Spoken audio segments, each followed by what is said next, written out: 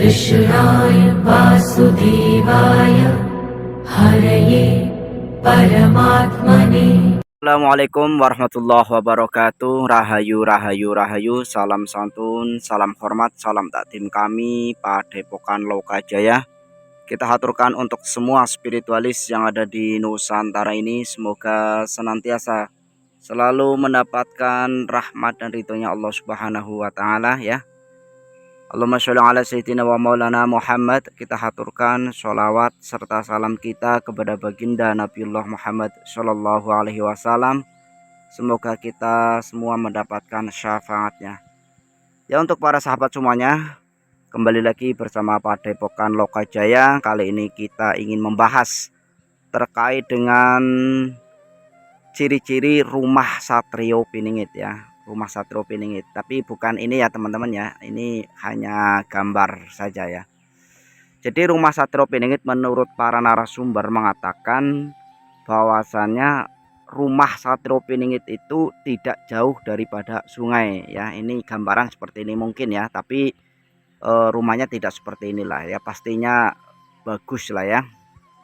Susun 3 itu bisa diartikan tingkat atau lantai 3 ya, bersusun 3 seperti rumah merpati kan di Wangsit Siliwangi mengatakan seperti itu. Nah, tetapi banyak yang belum tahu bahwasannya ternyata rumah Satrio Piningit ini dengan ciri-cirinya yang tentunya menurut para narasumber mengatakan rumah daripada Satrio Piningit itu adalah tidak jauh dari makam ya. Tidak jauh dari makam ya teman-teman, bahwasannya kita untuk patokan itu juga sangat sulit ya, karena banyak ya teman-teman, untuk di perkotaan itu rumah-rumah komplek itu biasanya juga di depannya itu ada makam. Nah, tetapi ini yang makam seperti apa, arti dari makam itu seperti apa. Memang kalau kita menelusuri rumah-rumah Satrio Piningit ini, yang notabene itu banyak kesamaan, itu tidak bisa lah seperti untuk patokan. Tapi barangkali nih teman-teman yang diperjalankan ada salah satu ciri rumahnya itu tidak jauh dari sungai ya. Di belakang rumah Satrio Piningit itu sungai besar, dan di depan rumah Satrio Piningit itu ada makam. Entah itu makam keluarga, ataukah itu makam wali, ataukah itu makam punden atau orang yang tidak dikenal, atau di situ mempunyai sejarah lah. Sejarah mungkin sejarah itu adalah suatu yang benar-benar sejarah yang ada itu. Karena apa? Mungkin itu adalah nenek moyang daripada Satrio Piningit itu tersendiri. Nah, memang kalau kita melihat daripada Prabu Joyoboyo yang tidak menyebutkan ciri fisik rumahnya, yang disebutkan dalam Prabu Joyoboyo itu kan ciri-ciri fisiknya ya, artinya bukan rumahnya ya, atau sukmanya yang disebutkan oleh Prabu Joyoboyo. Kalau di Prabu Siliwangi itu dominan itu menyebutkan ciri fisik ya, bocah angon, rumahnya susun 3, depan rumahnya ada handelem dan hanjuang.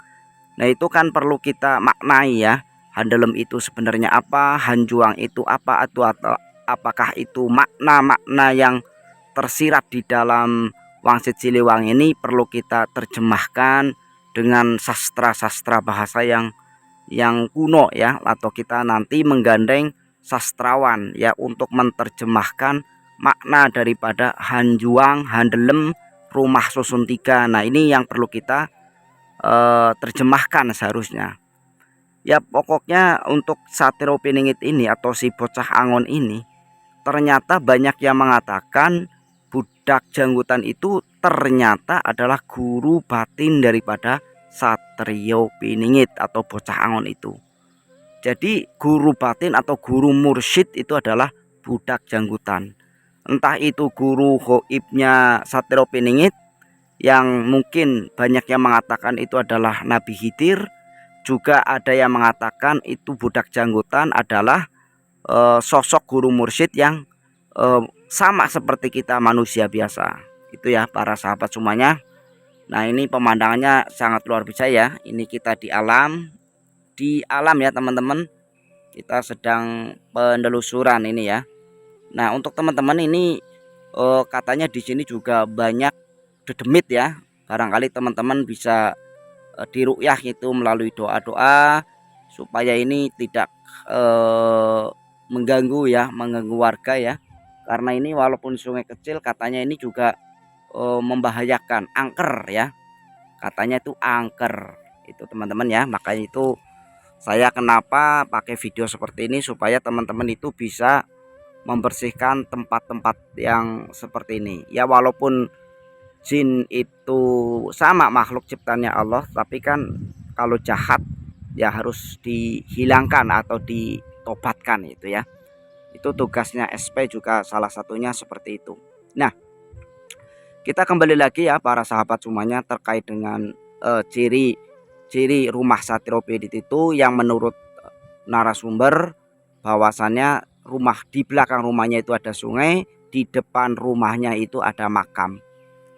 Makam itu sudah jelas ya, mungkin itu adalah makam wali ataukah mungkin itu adalah makam keluarga Satyropiningit, karena Satyropiningit kalau di Jayabaya itu dikatakan yatim piatu, tidak bersanak saudara ya, kemana-mana membawa trijula.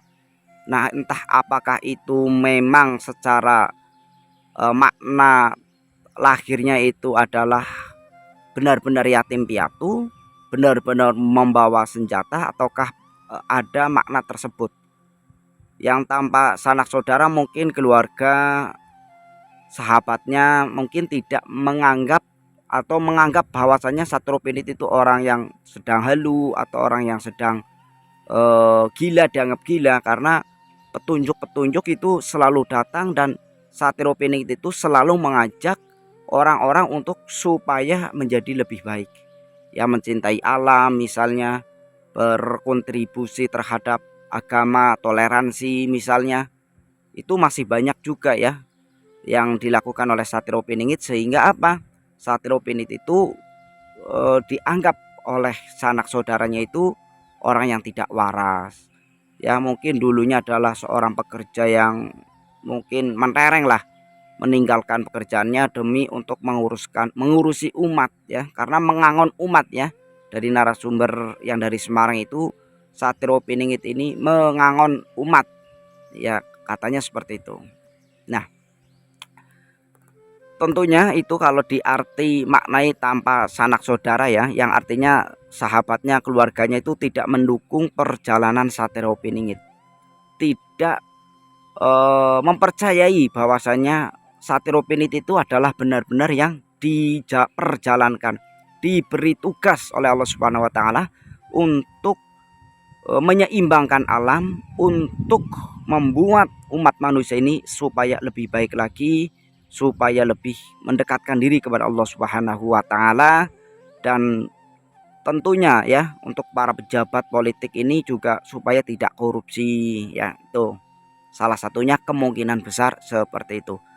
Nah, itu yang diartikan sanak saudara atau memang itu yatim piatu. Nah, yang artinya itu kembali lagi nih, yang di depan makom itu kalau memang itu adalah benar-benar kuburan atau makam daripada keluarga Satyropiningit, bisa juga ya, bisa juga karena pintunya setinggi batu. Nah, pintu setinggi batu ini juga perlu kita maknai yang lebih dalam ya, yang artinya itu pintunya setinggi batu.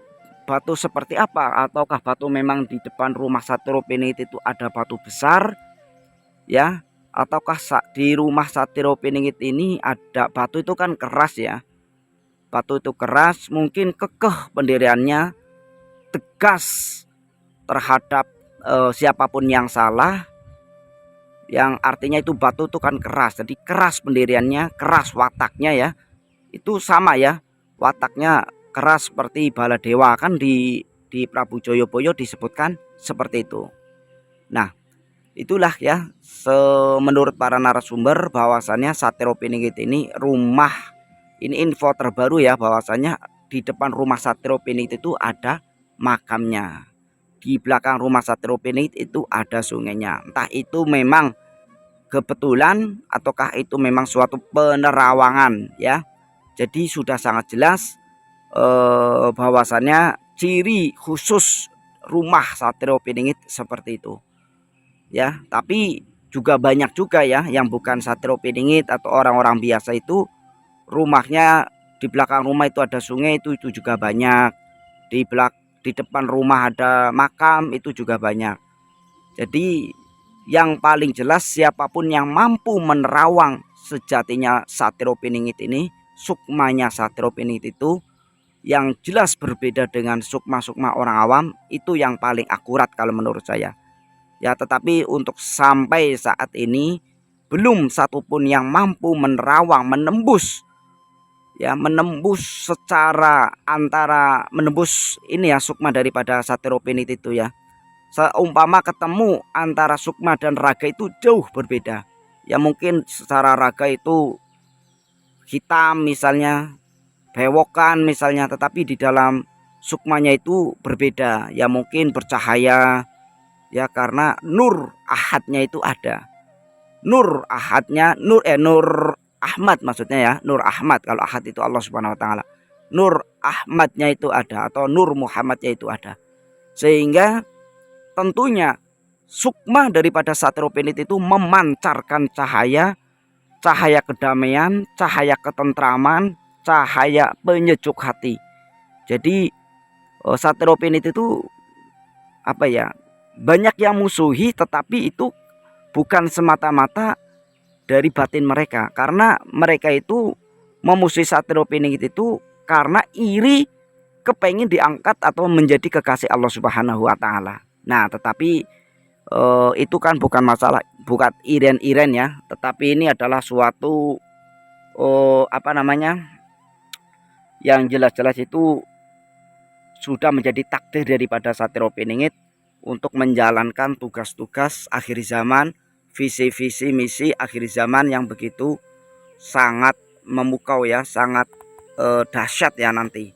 Ya juga banyak ulama-ulama dunia ini sudah membicarakan akan kemunculan daripada Imam Al-Mahdi atau Satrio Piningit ini, yang menunjukkan bahwasanya ini sudah keseriusannya, ini sudah zamannya di mana Satrio Piningit itu harus muncul. Ini adalah zamannya. Itu menurut para ulama, baik ulama Malaysia, ulama luar negeri di situ ya, mengatakan seperti itu.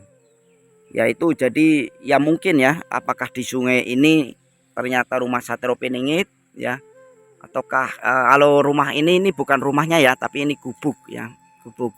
Ya ini kita sekali-kali ya saya menyajikan pemandangan alam untuk para sahabat semuanya ya, supaya tidak bosan melihat saya terus ya. Sekarang kita lihat sungai kecil, lihat alam ya, supaya ada inilah ya, bahwasanya apa namanya, bumi Allah itu sangat luas ya.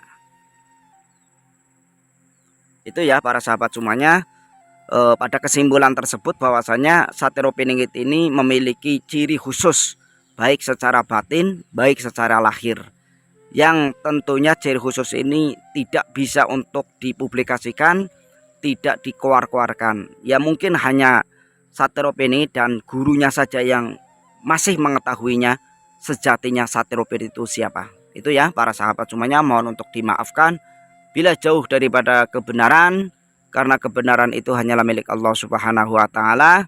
Salam santun, salam hormat dari Padepokan Lokajaya. Assalamualaikum warahmatullahi wabarakatuh. Rahayu, rahayu, rahayu.